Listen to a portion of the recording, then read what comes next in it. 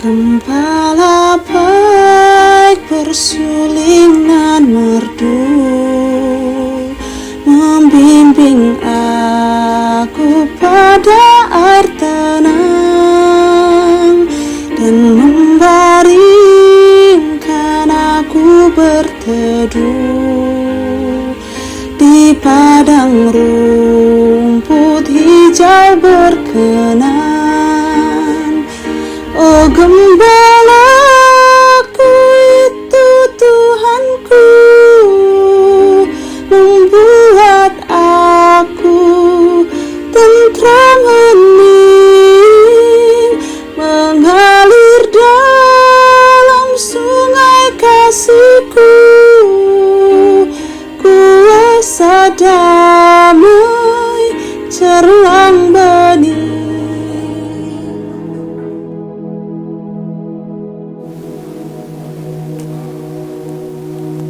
Shalom, salam PPGT, kader siap utus, teguh dalam Kristus.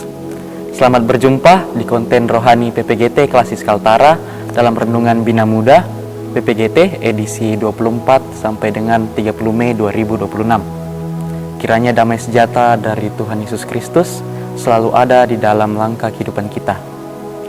Baik, sebelum kita membaca dan merenungkan firman Tuhan kita, mari kita tundukkan kepala sejenak, kita satu dalam doa, kita berdoa. Bapa kami yang di surga, terima kasih ya Tuhan atas penyertaan-Mu di sepanjang kehidupan kami hingga pada saat ini kami boleh duduk sejenak untuk membaca dan merenungkan sebagian dari firman-Mu. Kiranya firman-Mu yang akan kami baca dan renungkan bisa menjadi bagian dalam kehidupan kami, dan apapun yang kami lakukan di kehidupan kami sehari-hari, semuanya hanya untuk kemuliaan bagi nama-Mu ya Tuhan. Kehidupan kami selanjutnya kami serahkan dalam tangan pengasihan-Mu. Ampunkan salah dan dosa kami. Kami berdoa dalam nama Tuhan Yesus Kristus, itulah Tuhan dan Juru Selamat kami yang hidup. Amin. Bacaan kita pada minggu ini terambil dari Bilangan 11 ayat 24 sampai dengan yang ke-30. Saya akan membacakan untuk kita di bawah judul ke-70 orang tua-tua. 24. Setelah Musa datang keluar, disampaikannyalah firman Tuhan itu kepada bangsa itu.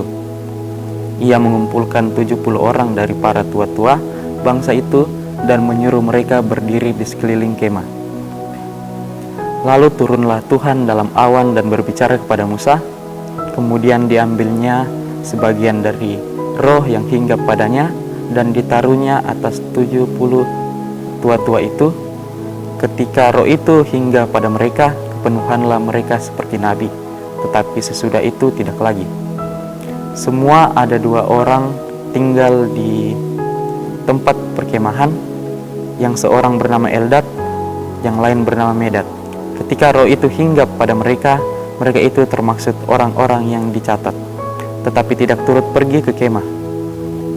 Maka kepenuhanlah mereka seperti nabi di tempat perkemahan. Lalu berlarilah seorang muda memberitahukan kepada Musa, Eldad dan Medad kepenuhan seperti nabi di tempat perkemahan. Maka menjawablah Yosua bin Nun yang sejak mudanya menjadi abdi Musa, Tuanku Musa, cegahlah mereka.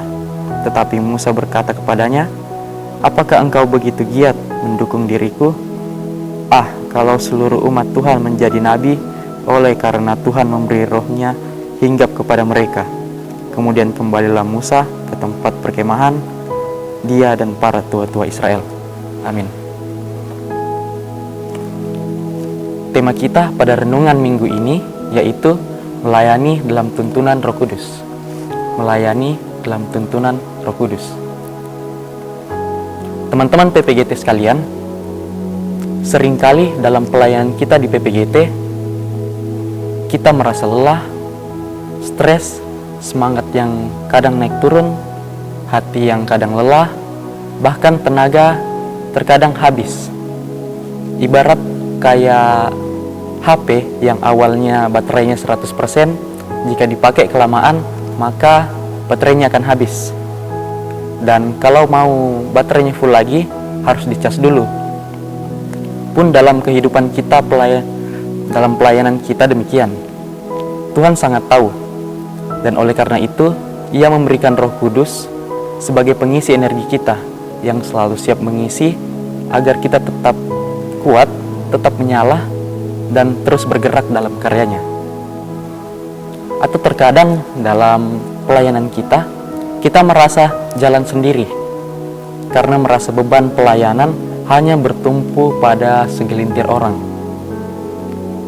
Ia mengingatkan bahwa pelayanan tidak pernah dimaksudkan untuk menjadi panggung one man show atau pertunjukan satu orang. Di perikop sebelum pembacaan kita, pada ayat yang ke-11 dan yang ke-15, situasi inilah yang sedang dialami Musa dalam renungan kita pada minggu ini.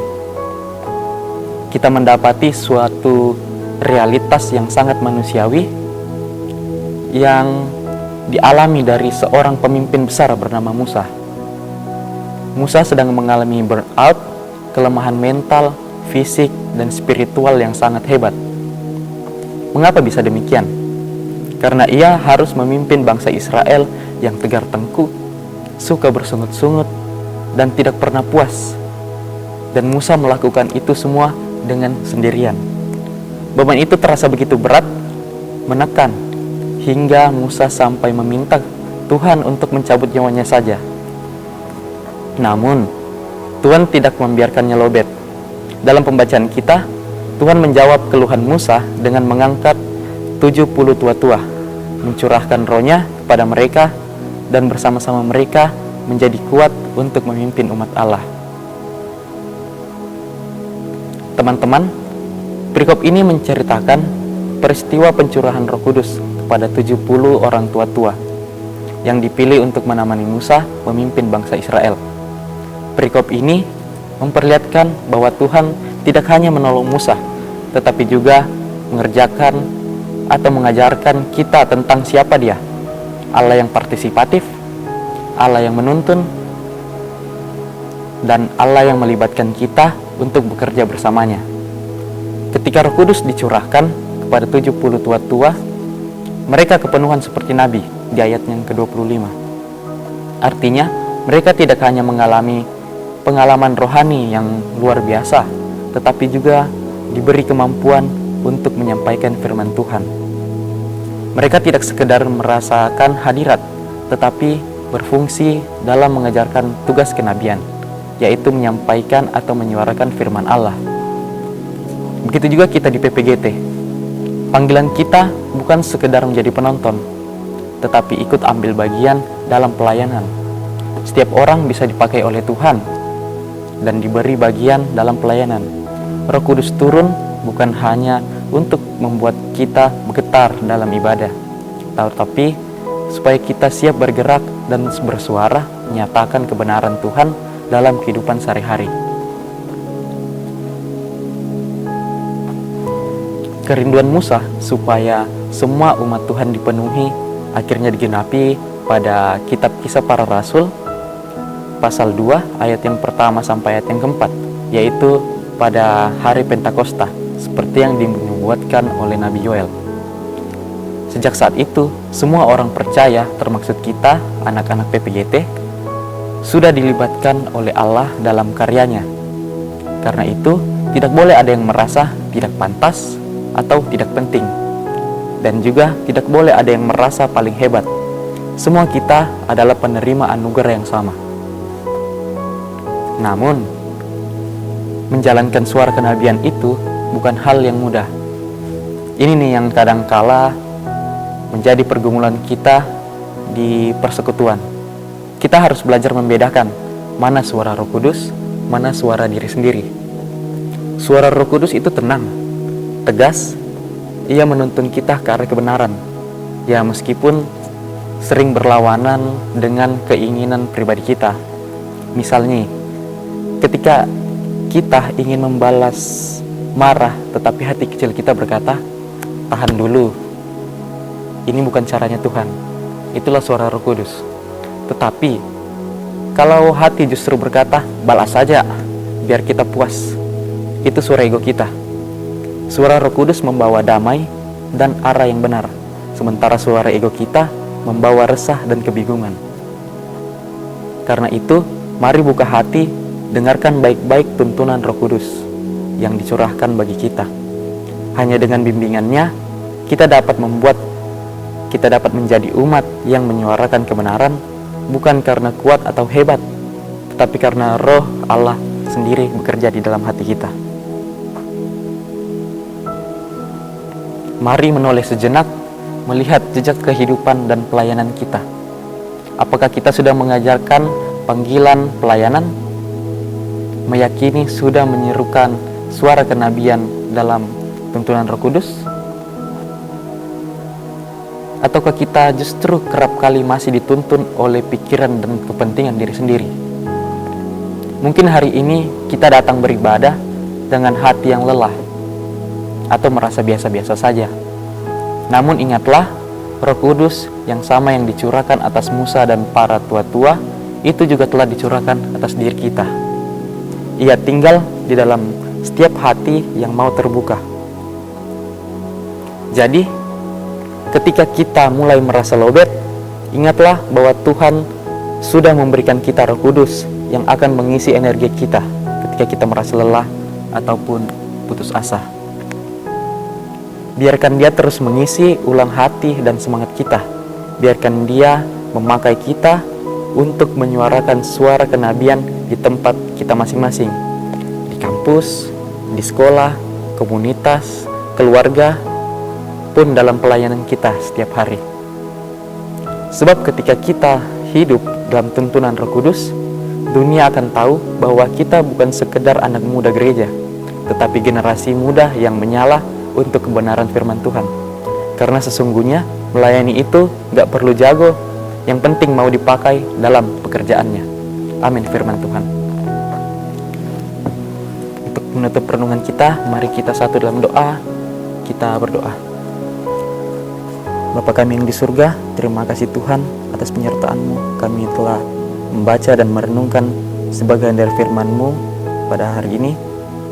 Kiranya firman yang telah kami baca dan renungkan bisa menjadi bekal dalam kehidupan kami sehari-hari, di mana kami diajarkan untuk melayani dengan tuntunan Roh Kudus. Kiranya Roh Kudus-Mu selalu ada dalam hati kami dan mampukan kami untuk mendengar suara Roh Kudus, sehingga di dalam tugas tanggung jawab pelayanan kami tidak tersesat di pikiran kami sendiri, ego kami sendiri, melainkan kami melibatkan Roh Kudus dalam setiap pekerjaan kami untuk memuji dan memuliakan nama-Mu ya Tuhan. Kehidupan kami sepanjang minggu ini kami serahkan dalam tangan pengasihan-Mu.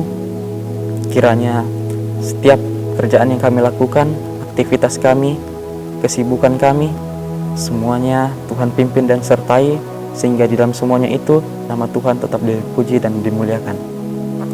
Ampunkan salah dan dosa kami yang kami perbuat melawan kehendak-Mu.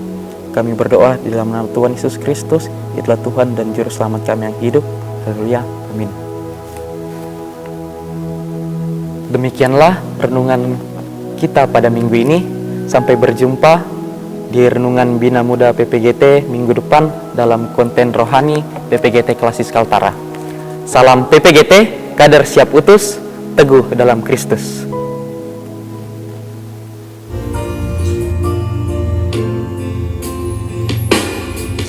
Ku mau cinta Yesus selamanya. Ku mau cinta Yesus selamanya. Meskipun badai silih berganti dalam hidupku, ku tetap cinta Yesus selamanya.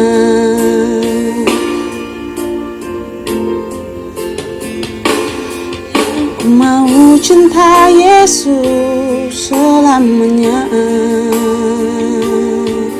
Ku mau cinta Yesus selamanya.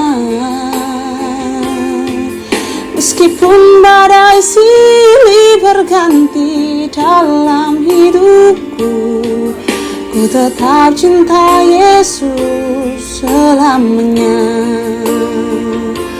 Ya Abba, Bapa, ini aku anakmu, layakkanlah seluruh hidup